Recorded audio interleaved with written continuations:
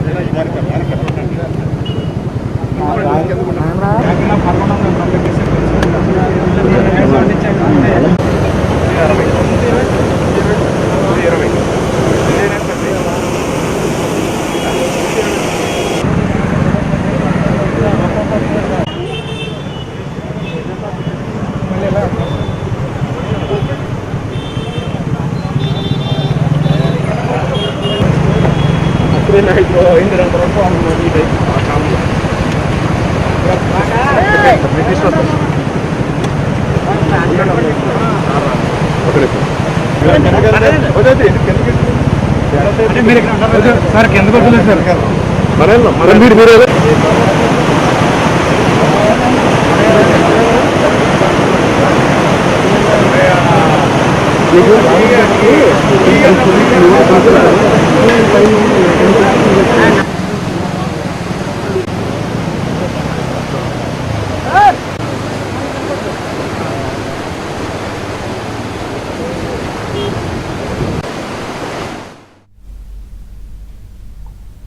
ఇక మరింత సమాచారం మా ప్రతినిధి రాజబాబు అందిస్తారు. పసిఫిక్ మహాసముద్రంలో ఏర్పడిన ఎల్నినో ప్రభావంతో ప్రస్తుతం ఆంధ్రప్రదేశ్లో అనావృష్టి పరిస్థితులు నెలకొన్నాయి. ధవళేశ్వరం బ్యారేజ్ నుంచి పుష్కలంగా సాగునీరు విడుదల చేస్తున్నప్పటికీ కూడా శివారు ప్రాంతాలకు సాగునీరు అందకపోవడం వల్ల కొంతమంది రైతులు ఆందోళన చెందుతున్నారు.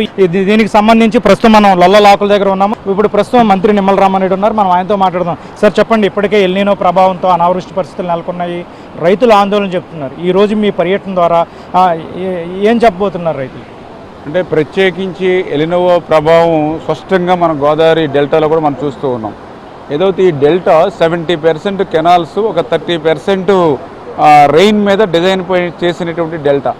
ఆ 30% వాటర్లో ఒక చుక్క నీరు కూడా జూలై 17వ తారీఖు వచ్చిన రానిటువంటి స్థితి. అంచేత కాలువల మీదే పూర్తిగా ఈరోజు సాగు ఆధారపడినటువంటి స్థితిలో శివారు ప్రాంతాలకి, అంటే పర్టికులర్గా ఏదైతే కాకినాడ రూరల్కి సంబంధించి ఈస్ట్ కెనాలు, అదేవిధంగా సెంట్రల్కి సంబంధించి ముమ్మడివరం, అమలాపురం శివారు, అదేవిధంగా ఏదైతే గన్నవరంకు సంబంధించి రాజోలి, శివారు ప్రాంతాలు ఏదైతే నీటి ఎద్దడిని ఎదుర్కొంటూ ఉన్నామో, ఆకుమళ్ళకి తడులు కూడా ఇబ్బంది అవుతున్నాయని ఏదైతే రైతుల దగ్గర నుంచి ఏదైతే ఫీడ్బ్యాక్ ఉంటుందో దాన్ని దృష్టిలో పెట్టుకుని ఏదైతే ఈవేళ గోదావరికి చూస్తే మరి ఇన్ఫ్లో తక్కువ ఉన్నప్పటికీ కూడా ఉన్న వాటర్ని కూడా సద్వినియోగం చేస్తూ మా వరకు ధవళేశ్వరం హెడ్ స్లూయిస్ దగ్గర ఈవేళ 14,700 క్యూసెక్లు ఇస్తూ ఉన్నాం గోదావరి డెల్టాకు.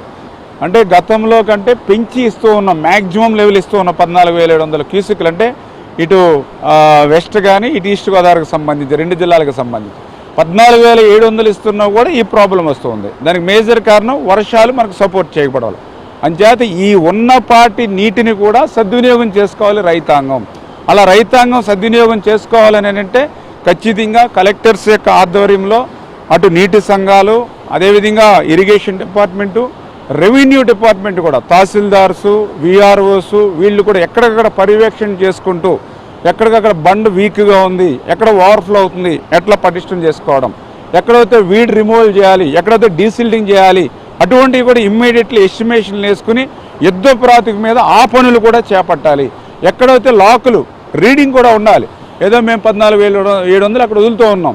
ఇప్పుడు లాకుల దగ్గరికి వచ్చిన తర్వాత ప్రతి లాక్ దగ్గర కూడా రీడింగ్ నిలబెడితేనే కాలువలోకి నీరు ఉంటుంది.